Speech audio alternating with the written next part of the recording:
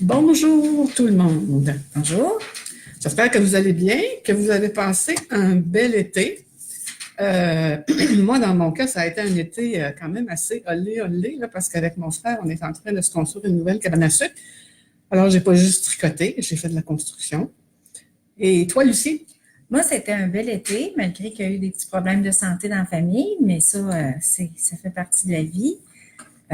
Pour ce qui est du tricot, ben, j'ai tricoté un petit peu, mais l'été, hein, on aime ça aller dehors, puis prendre soin des terrains, puis ça fait que ça n'a pas été ma priorité pour l'été. Bon, alors, ce matin, bon, on est à notre troisième direct, hein, on vous l'avait, Lucie vous avait annoncé cette semaine qu'on serait là ce matin, puis on s'est dit, il y a peut-être des gens, parce que on a beaucoup plus de vues du deuxième, donc on s'est dit, il y a peut-être des gens qui ne savent même pas qu'il y a un premier, là, donc on vous a indiqué que sous l'onglet vidéo, vous pouvez aller chercher là, nos directs qu'on a fait à date, et on était tellement énervés les deux premiers, que finalement, on a oublié de se présenter, de vous dire, bon, il y a certaines personnes dans le groupe qui nous connaissent un peu, mais c'est pas le cas de tout le monde. Puis avec le tirage que Lucie a parti cette semaine, on a plein de nouvelles. Alors, donc, dans le groupe qu'on a vu passer, donc, je pense que ça serait quand même bien qu'on se présente. Je vais commencer, Lucie commencer. Bonjour, moi, je suis Lucie Drolet, je suis retraitée depuis quelques années, ça va faire 3 ans. Et je suis une tricoteuse finie, c'est-à-dire que je tricote depuis l'âge de 8 ans. J'ai eu quelques petites pauses au cours des années, mais avec la retraite, mais j'en profite pour tricoter un peu plus. J'aime crocheter, mais c'est même d'ailleurs ce que j'aime le plus. Pour le tricot, j'ai fait pas mal toutes sortes de choses, mais je reviens toujours aux chaussettes parce que je trouve ça pratique, ça fait des petits tricots, puis j'aime ça les donner. Fait que, et toi, Céline? Alors, moi, mon nom, c'est Céline Chénard, évidemment. On est toutes les deux originaires du Bas-du-Fleuve, mais on ne se connaissait pas. On s'est connus depuis que je suis à Rimouski, Oui. parce que Lucie étant plus jeune que moi un petit peu, et moi, je viens du BIC, je ne suis pas allée à Polyvalente très tôt. Je veux dire, je n'ai pas tout fait mes études à Rimouski, j'en ai fait une bonne partie au BIC, donc c'est sûr que j'ai un parcours un petit peu particulier par rapport aux gens de la ville de Rimouski, là. Donc, moi, je suis à la retraite aussi depuis 5 ans. J'ai commencé à tricoter, je me souviens pas ado, là, je me souviens pas exactement à quel âge. Les premières années que je travaillais, j'ai fait plusieurs chandails. On avait une boutique fil d'or dans le temps à Rimouski. J'ai fait plusieurs chandails là, avec des patrons de fil d'or. Puis j'ai arrêté à un moment donné. Je trouvais que les laines étaient rendues dispendieuses et je me suis intéressée à la couture. J'ai fait la couture pendant plusieurs années. Et quelques années avant de prendre ma retraite, j'ai recommencé. J'avais tissé un petit peu quand j'étais plus jeune. En fait, là, au début de mes années de travail. Et puis, là, j'ai repris le tissage au métier. J'ai maintenant mon métier à la maison. Et je tisse aussi à mon cercle de fermière. Et puis, je suis sucrière à mes heures avec mon frère, on a une petite érablière. On est en train de se construire une nouvelle cabane. Alors, ça occupe là, chaque saison, dans mon cas, à ses projets particuliers. Et puis, là, à l'automne, évidemment, ben là, je vais recommencer à donner des cours. J'ai un atelier de prévu au Festival de la Petite Laine. Et puis, possiblement un cours aux fermières pour les chaussettes. Mais là, j'en ai fait beaucoup de cours aux fermières pour les chaussettes parce que dans mon cercle de fermières, je pense qu'il n'y a plus personne qui tricote des chaussettes en partant par en haut, en double pointe. Tout le monde est rendu sur circulaire, en partant par les orteils. Alors, ça fait pas mal le tour de... Oui, oui, nous deux, oui, c'est ça. Là, on voudrait d'abord vous remercier parce qu'on capote un peu là, quand on voit le nombre de personnes qui nous suivent, qui ont écouté nos vidéos. Je vous dirais que quand Lucie m'a parlé de ça, moi, je me disais, bon, des patrons de chaussettes, il y en a beaucoup, mais en même temps, je voyais beaucoup parce que je suis quelques groupes, parce que c'est moi qui m'occupe de la page Facebook de mon cercle de fermière. Je voyais beaucoup de jeunes qui commençaient les premières chaussettes et qui disaient, bon, quelle grosseur d'aiguille vous prenez, bon, puis combien de mailles vous montez. Je trouvais qu'il manquait de la base. C'est pas parce que une telle prend ça, que ça veut dire que c'est la même chose pour moi. Fait que je trouvais quand même qu'on avait, certainement des trucs à vous donner, des choses à vous dire. Je vais vous avouer que quand on a commencé, je me disais, quand on va en avoir fait 2, 3, on va faire le tour. Mais non, à chaque fois, il se rajoute des choses. Puis éventuellement, ben, on va vous demander si vous avez des questions. Mais là, je veux dire, d'un à l'autre, je fais ma liste, puis la liste que j'avais prévue pour ce matin, finalement, elle a changé, puis il va y avoir encore des choses. On a des choses à vous dire pour une 4e, peut-être 5e fois au moins. Oui, c'est sûr, c'est sûr. Alors donc, on voudrait vous remercier d'être si nombreuses à nous suivre et particulièrement celles qui nous ont envoyé des photos, qui avaient déjà tricoté les chaussettes bicoises à partir du patron qu'on a publié. Il y a Marianne Auborne, Louise Caron et Maryse Garneau qui nous ont envoyé des photos. Et il y en a d'autres qui nous ont envoyé de très beaux commentaires disant « J'aime beaucoup votre patron, c'est très bien expliqué, ça va bien », sans nous envoyer de photos, là. Alors, on vous remercie de ça. Si vous avez des choses en cours de cette semaine, j'ai eu 2, je pense que les gens recommencent à tricoter, là, l'été est à sa fin, là. Alors, j'ai eu des personnes qui m'ont posé des questions. Si vous avez des incertitudes, si vous avez besoin de changer le nombre de mailles par rapport au patron, puis vous n'êtes pas certaine, gênez-vous pas pour m'écrire. Habituellement, là, je peux vous répondre relativement rapidement, là. Fait que gênez-vous pas, ça va me faire plaisir de vous répondre si vous avez besoin de. Mais un petit truc, là, quand je donne mes cours, je dis tout le temps à mes participantes, il y a 3 trucs pour que ça aille bien. Le premier, c'est de lire votre patron. Le deuxième, c'est de relire votre patron. Et le troisième, de le relire encore, votre patron. Alors, prenez le temps de le lire au moins une fois ou 2 jusqu'à la fin. Ça va vous permettre, là, même si je veux dire, vous allez le relire au fur et à mesure, c'est sûr, là, mais relisez votre patron parce que souvent, vous vous posez une question, puis si vous lisez plus loin, oups, la réponse, vous venez de comprendre là, où on s'en va avec ça. Oui, Céline, tu as bien raison. Souvent, on voit même des trucs écrits plus bas. Oui. Si on les avait pas lus, puis on a tricoté notre section, on a peut-être arraché, ça a peut-être été la galère parce que ça fonctionnait pas tout à fait comme on voulait. Mais si on l'avait lu au complet, on se serait rendu compte qu'il y avait des aides, puis que ça serait plus facile et plus agréable. C'est ça. Et le plus bel exemple de ça, là, vous allez dire que je vous dis de faire des choses, mais je ne le fais pas tout le temps. Cette semaine, je suis en train de me faire un chandail, et puis là, je trouvais que la longueur qu'on me demandait de tricoter était longue. Heureusement, c'était un top-down, donc je pouvais l'essayer, regarder qu'est-ce que ça donnait. J'ai envoyé une photo à Lucie, qu'est-ce que tu en penses? Pour finalement me rendre compte que la longueur, c'était pour la manche. Alors, vous voyez que moi aussi, ça m'arrive de pas tout le temps bien lire mon patron. Ça fait que ça peut toutes nous arriver. Hein? Je pense que les Québécois, c'est un peu dans nos particularités. Hein? On se lance, on ne lit pas les instructions, puis advienne que pourra, là, mais des fois, ça vaut la peine vraiment de lire nos instructions. Bon, alors, là, j'aimerais ça qu'on revienne un peu, vous allez dire, à fatigante avec son échantillon. On va vous mettre un lien que j'ai eu cette semaine, parce que moi, je suis des sites où il y a des choses, des patrons de tissage et tout ça. Là. Pinterest m'a proposé ça cette semaine, où il y a un article, bon, il est en anglais, mais avec Google, vous pouvez le traduire. Vous allez être capable de voir qu'est-ce que ça donne. Où on parlait pour les chaussettes, entre autres, de l'aisance négative et de petits calculs qu'on peut faire qui nous permettent d'arriver à ajuster notre chaussette parfaitement. Bon, évidemment, si vous ne faites pas l'échantillon, je ne vois pas comment vous allez pouvoir réussir à ajuster votre affaire puis être certaine que la chaussette va vous faire. J'ai déjà dans un de mes cours quelqu'un qui m'a dit, j'ai dit, mais ton échantillon n'a pas l'air correct. Elle dit, c'est pas grave, je trouverais bien quelqu'un à qui les chaussettes font. Hein? Bon, ça peut être une philosophie, c'est sûr. Mais si pour vous, faire des chaussettes, c'est quand même un bon investissement de temps parce que vous êtes encore au travail, parce que vous n'avez pas beaucoup de temps pour tricoter, bien, j'imagine que vous espérez que quand vous allez les faire, ils vont être la bonne grandeur puis ils vont vous faire parfaitement. Donc, je pense que ça vaut la peine de... Oui, oui, ça vaut vraiment la peine. Puis la chaussette, c'est un bien de luxe parce que ça nous coûte facilement 20, 23 $ pour une balle, comparativement à la chaussette du commerce qu'on peut trouver pour 3, 4 $ et même moins dans certains cas.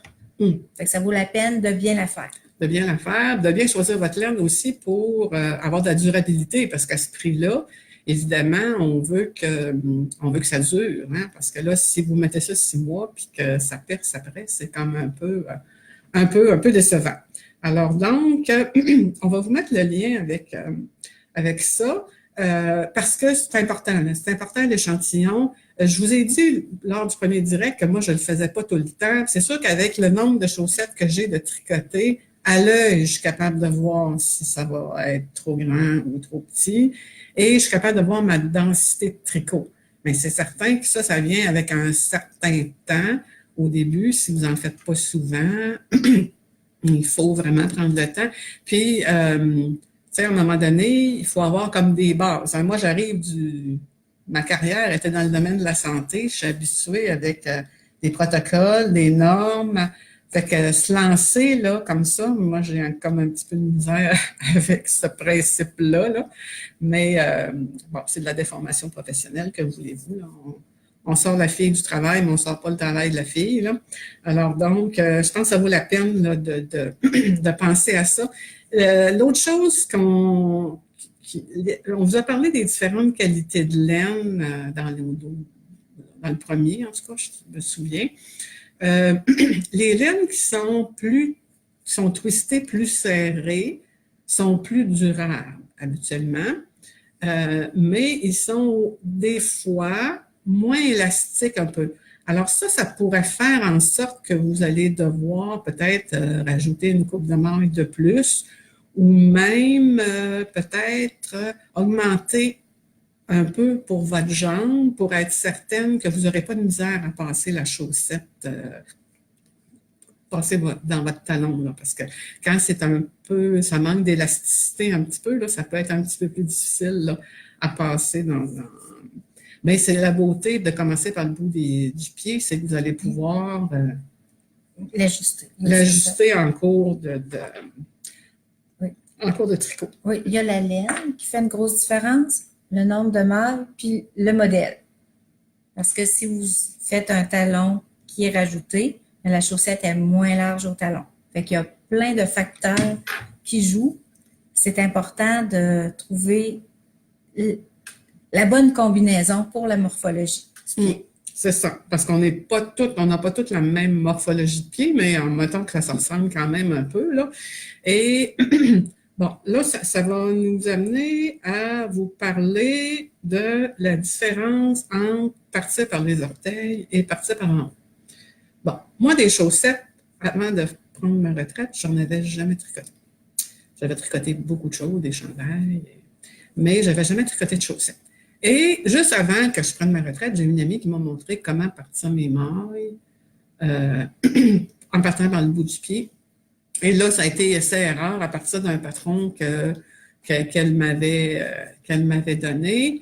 Et bon, avec le temps, j'ai trouvé des trucs, j'ai changé des choses. Mais j'avais jamais tricoté de chaussettes en partant en haut. Parce que je ne voyais pas l'intérêt. Faire du grafting, ça ne me tentait pas. Je n'avais jamais essayé, mais ça ne me tentait pas. Et remonter des mailles, je trouvais ça un peu plate. Là. Alors donc, j'avais toutes les bonnes raisons de partir par le bout du pied.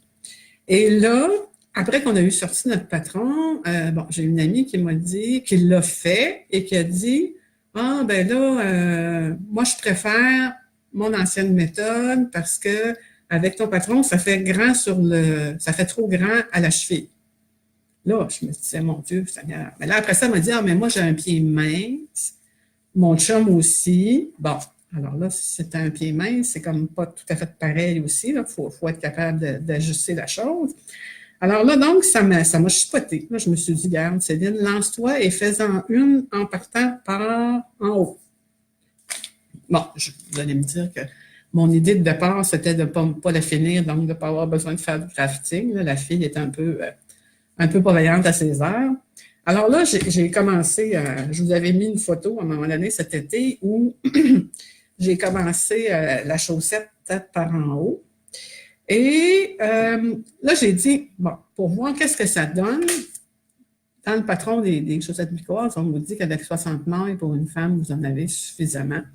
Bon, moi, même si j'ai des grands pieds, là, je suis du 9,5, là, 60 mailles, c'est parfait pour moi, à moins que mon échantillon ne soit pas parfaitement 32. Si je suis à 34, 35, c'est sûr que ça va prendre plus que 60 mailles. Ou une laine qui est vraiment pas élastique, ça va me prendre peut-être que je vais avoir besoin de me rendre à 64, mais à 60, habituellement, le fitting est parfait pour moi. Alors là, je suis partie avec mon 60 mailles par en haut et je me suis fait un talon j'étais allée chercher le patron de Biscotte, là. Biscotte a un package de patrons gratuits, j'allais chercher ça. Et là, j'ai dit, ça ne donne rien de me rendre jusqu'au bout. L'important, c'est de voir qu'est-ce que ça donne pour le talon. Un coup que mon talon était fait, j'ai fait un petit bout là, de pied. Et là, j'ai essayé ça. 5 minutes après, ça me serrait encore sur le pied. Fait que ça vous donne une idée que j'étais loin d'être... J'étais loin d'avoir un résultat satisfaisant. Ça serrait tellement que je me suis dit, même à 64 mailles, ça ne sera pas correct, là. Et pour réussir à avoir un talon qui fit la même chose que mon 60 mailles en partant par le bout du pied, il a fallu que je me rende à 68. Alors, vous imaginez bien que si je partais par le bout du pied avec 68 mailles, que ça me ferait une chaussette qui est beaucoup trop grande, qui tournerait sur mon pied. Et si elle ne fit pas parfaitement, vous allez le voir si vous allez chercher l'article quand on va vous le mettre là. Quand ça tourne, ça frotte plus, ça use plus rapidement aussi. Là. Pour qu'elle use moins rapidement, il faut qu'elle soit bien ajustée. Alors donc, puis en même temps, ben, ça m'a permis de comprendre aussi pourquoi ça me prenait autant de mailles et de comprendre pourquoi aux fermières, les femmes me disaient ton patron, il fait des chaussettes qui sont beaucoup plus confortables, qui tiennent mieux sur le pied, parce que justement, tu réussis à mettre moins de mailles. Quand on part par en haut, je vais y aller autrement. Quand on part par le bout du pied, on double notre nombre de mailles sur le gousset pour faire notre talon. Quand on part par en haut, on met juste 50% de plus. On double pas. Alors, c'est ça qui fait que, à moins que vous ayez vraiment un pied mince, ça va faire moins bien parce que vous avez moins de place pour votre talon. Oui, bien dit, bien dit. J'ai tout compris, là. C'est comme si on avait augmenté beaucoup moins lorsqu'on part par en haut. C'est exactement ça. On se retrouve avec une hauteur du pied comme pour un enfant, finalement. Ben, une hauteur du pied qui est pas adéquate pour la grande majorité des pieds, là. Parce que moi, aux fermières, j'ai des très bonnes tricoteuses qui tricotent des chaussettes depuis très longtemps, qui sont passées à ma méthode, puis je dirais, elles ne retourneront pas en arrière, mais là, maintenant, je comprends mieux pourquoi.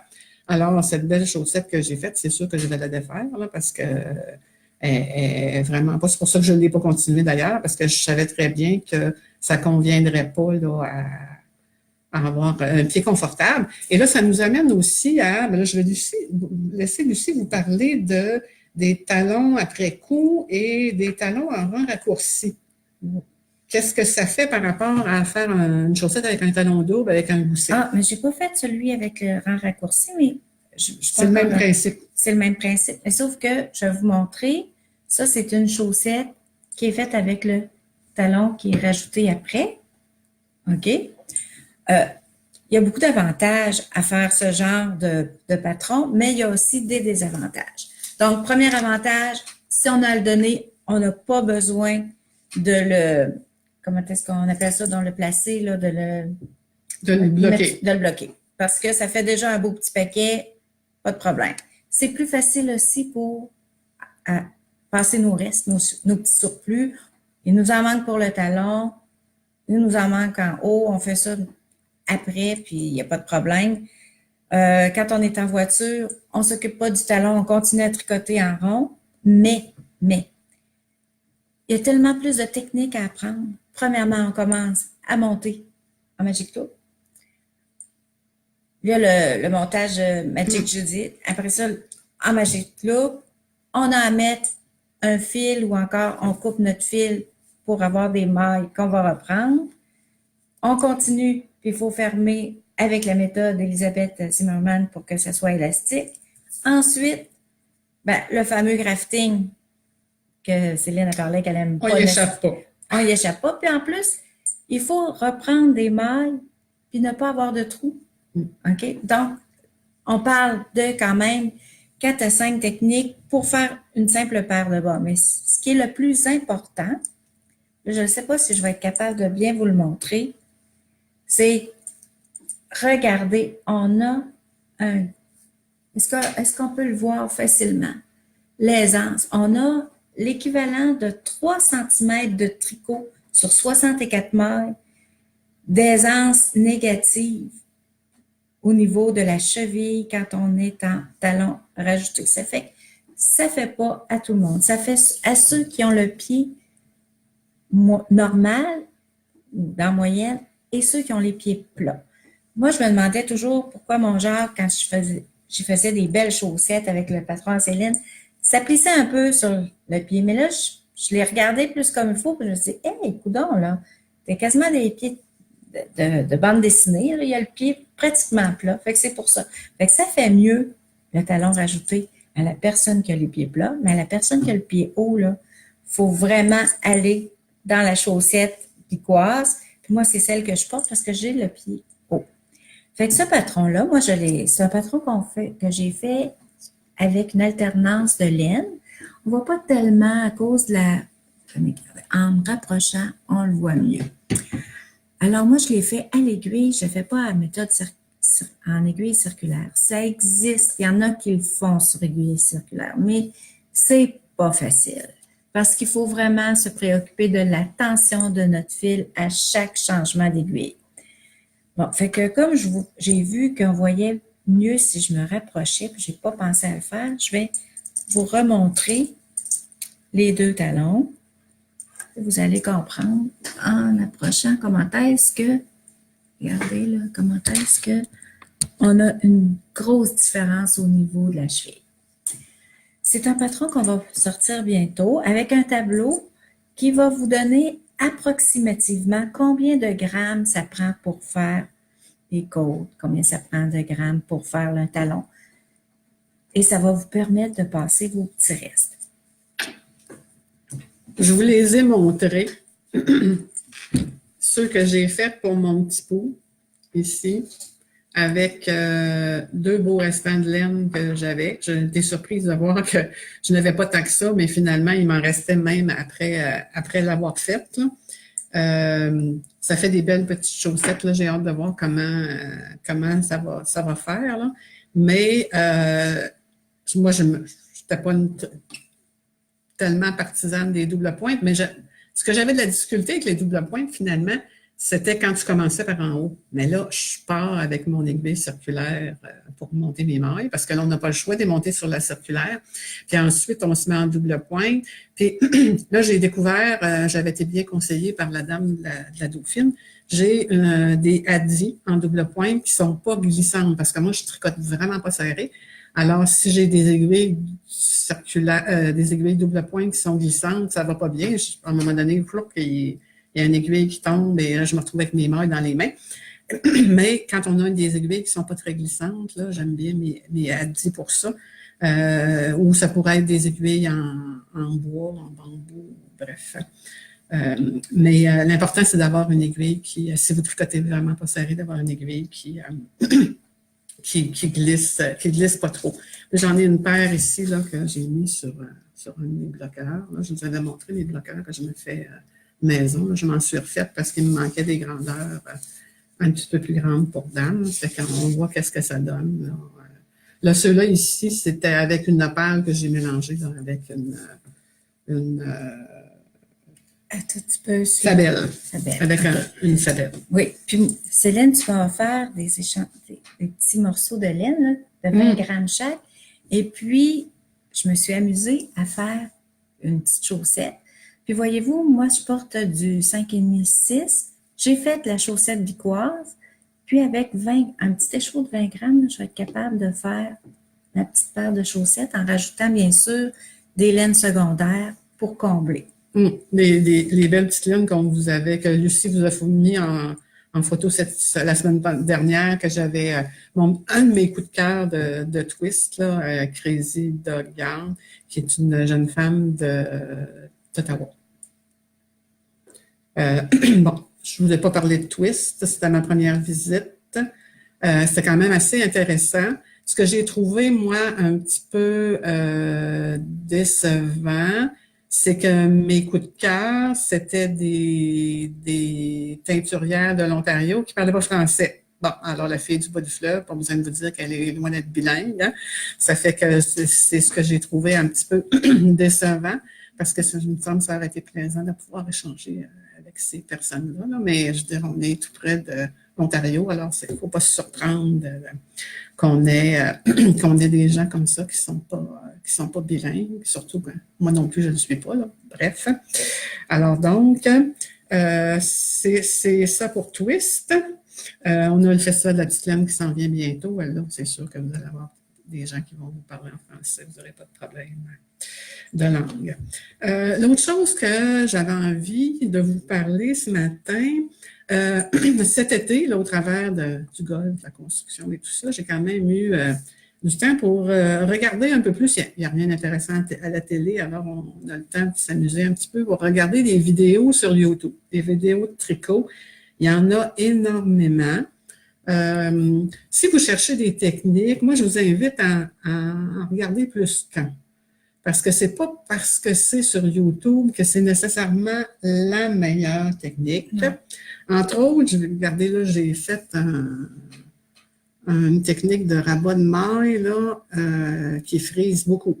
Hein? Parce que on vous donne des trucs et des conseils, mais en même temps, on teste des choses pour pouvoir vous en parler. Alors, je vous dirais que l'idéal, si vous n'êtes pas certaine d'une technique, faites-vous un petit échantillon, essayez-la, là, voir qu'est-ce que ça va vous donner. Là, c'est certain que celle-là, là, je vais reprendre. Ça me confirme qu'Elisabeth Zimmermann, c'est vraiment la meilleure façon de faire pour rabattre vos mailles, là. Mais j'ai trouvé aussi une autre technique. On vous mettra le lien. Parce que quand je suis venue, je suis en train de faire mon chandail et là, je suis rendue aux manches, donc mon corps est terminé. Quand je suis venue pour rabattre mes mailles dans le bas, il n'était pas question de faire Elisabeth Zimmermann parce que ça m'aurait pris une aiguillée de laine de, je sais pas, là, 2-3 mètres là, pour être certaine de ne pas en manquer.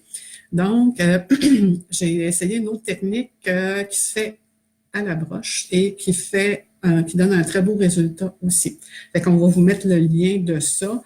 Si jamais, je sais pas, vous êtes dans une salle d'attente, vous êtes en train vous avez fini votre chaussette, vous seriez prêt à rabattre vos mailles, et là, vous n'avez pas votre aiguille à laine pour une raison que vous avez oublié, ben vous pourrez essayer cette technique-là. Elle est quand même assez facile à faire. Si je me souviens bien, la vidéo est en anglais, mais je veux dire, c'est vous regardez et vous comprenez, c'est assez facile. C'est assez facile à faire. Là, je pense qu'on est quand même pas mal rendu à vous parler parce qu'on ne veut pas que ce soit trop long non plus. Hein. C'est quand même une belle journée. Là. Il fait beau soleil ici. C'est frais un petit peu dans le bas du fleuve, mais chez vous, ça doit être bien beau. On va vous montrer. Ah, j'ai tricoté. On vous parle quand on vous parle des laines, on en essaie nous aussi, là, différentes. Là. J'ai profité d'une liquidation chez Pure Laine de laine bleue poussière pour m'acheter une BFL. Le BFL, c'est une sorte de mouton, le Blue Face Luster, pour pouvoir l'essayer, pour voir qu'est-ce que ça donne. Et j'ai fait notre patron Epicéa. en Blueface. Alors, voici ce que ça donne. On voit quand même assez bien la dentelle, peut-être même mieux que sur les premières que j'avais tricotées quand quand on a sorti le patron. Je vais vous mettre une photo, là. Et ces chaussettes-là, je vais les donner à ma sœur. Fait comme ça, je vais pouvoir avoir un feedback de qu'est-ce que ça donne en étirement, combien ça va se comporter dans le temps après les lavages et en durabilité aussi. Parce que là, moi, j'en ai quand même quelques paires. Je ne peux pas toutes les garder pour moi parce qu'avant que je les ai portées un peu, ça va prendre quand même un certain temps. Alors, c'est pour ça que ceux-là, je les donne à ma sœur. Ensuite, le prochain patron qu'on va publier et qu'on aurait pu sortir ce matin n'eût été du vilain rhume que j'ai eu cette semaine qui a fait que j'ai pas pu aller prendre de photos. C'est Pétiole. Je pense qu'on vous l'avait déjà montré un peu lors du dernier direct. Ici, je l'ai tricoté en nomade de Julie Asselin. Je vous avais parlé lors du premier direct que mes bas préférés étaient en piccolo de Julie Asselin, qui a une base qu'elle n'a plus maintenant. Alors là, ici, c'est de la nomade. Je vais pouvoir aussi, dans le temps, vous dire, je vais mettre de côté cet automne ceux en piccolo. Je le sais, je vous l'ai dit, c'est mes préférés, mais là, je vais vraiment essayer ceux-là pour voir comment ça se comporte dans le temps. C'est une laine qui est twistée assez serrée, qui se tricote super bien. Donc, qui est un petit peu plus rustique, peut-être un petit peu moins douce, mais une fois bloquée dans le calan, je suis certaine que ça va être tout à fait confortable. La même chose pour le Blueface. Le Blueface, là, je vais vous dire que si tu regardes ici, c'est quand même c'est doux. Je vois vraiment pas une grosse différence avec du mérino, là. C'est très similaire. Puis on voit de plus en plus, là, parce que moi je suis quand même une couple de groupes de tricot, là, des femmes qui tricotent des chandails en Blueface. Fait que je me dis qu'il doit y avoir une raison pourquoi, oups, tout d'un coup, le Blueface est plus populaire. Alors, ça va être intéressant de voir comment ça va se comporter dans le temps. J'avais ceux-là ici là, que je vous ai montré brièvement tantôt, qui est de la Riverside Studio. Là, Riverside Studio, qui est une de mes teinturières préférées. Là, vraiment, là, j'aime beaucoup ces laines. Elle aussi, là, c'en est que je garde pour moi aussi pour pouvoir vous dire là, comment ça va c'est du mérino, là, comment ça va se comporter dans le temps. Oui.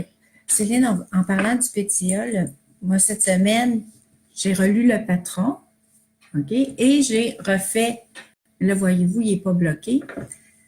J'ai refait les bas, sauf que j'ai eu pour la première fois de ma vie le syndrome du second bas. Et ça, là, je peux vous comprendre, il y a plusieurs raisons qui font en sorte qu'on a soit pas un bon patron, on n'a pas bien pris les mesures, puis on se rappelle plus exactement combien de rangs, tout ça, ça fait que ça nous angoisse un peu.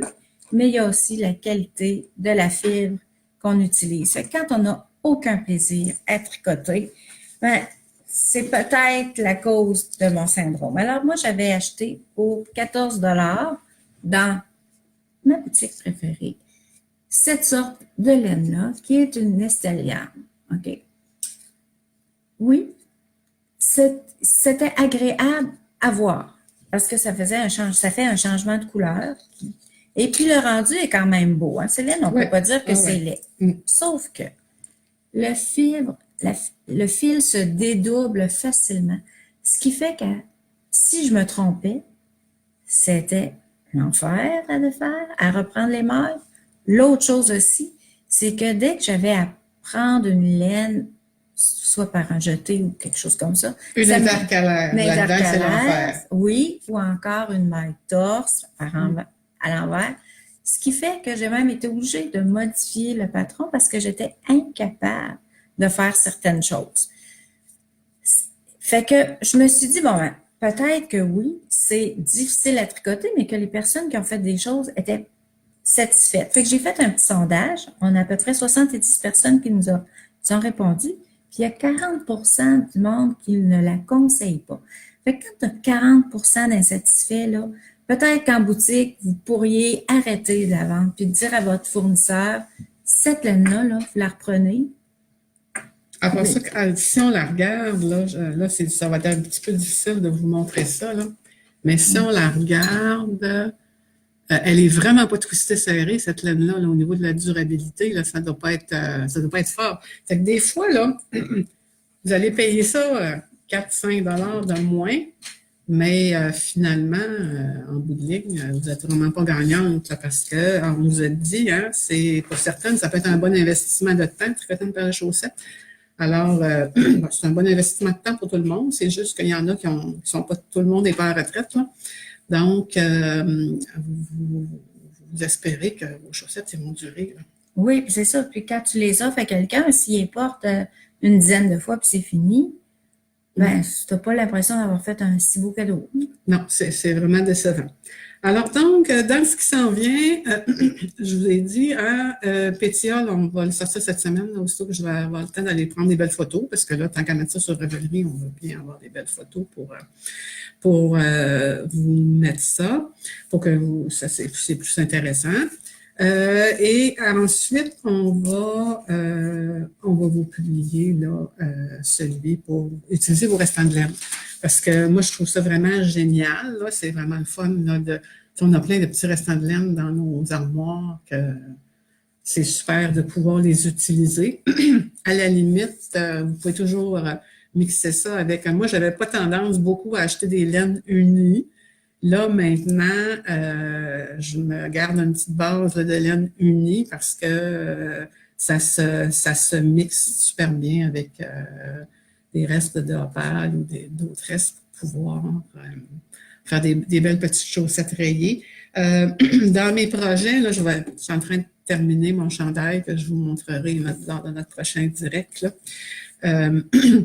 Mais je veux quand même les rayer, voir qu'est-ce que ça dit, le faire quand même avec les chaussettes bicoises, avec le patron de la chaussette bicoise pour voir comment ça va au niveau du talon, qu'est-ce que ça va donner là,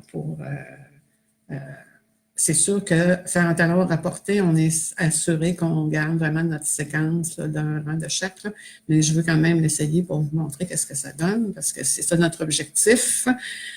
Celle de notre génération, vous vous souvenez de Yvon Deschamps qui disait dans un de ses monologues, on ne veut pas le savoir, on veut le voir. Alors, c'est un peu notre philosophie dans nos directs de vous montrer des choses, pas juste vous en parler, de vous les montrer. Alors, ça fait partie des choses que je veux faire, mais il faut quand même que je me fasse une tuque en brioche pour me remettre à la brioche avant mon atelier parce que ça fait un petit bout de temps que j'en ai pas tricoté. Donc, si je veux être... Puis, moi aussi, je vais vous parler de ce qu'on peut appeler des fausses bonnes idées. Oui, on va vous montrer des choses qu'on a essayé pour vous parler de ça aussi. Ça fait que là, je pense que ça fait pas mal le tour des choses. Ça fait déjà presque 40 minutes qu'on est là. Je pense que ça va être assez, là. On va vous laisser passer un très beau dimanche. Moi, je suis supposée aller avec une amie au Jardin de Métis, un superbe endroit de notre région. Alors, on vous souhaite une bonne fin de journée. Bonne fin de journée et à bientôt.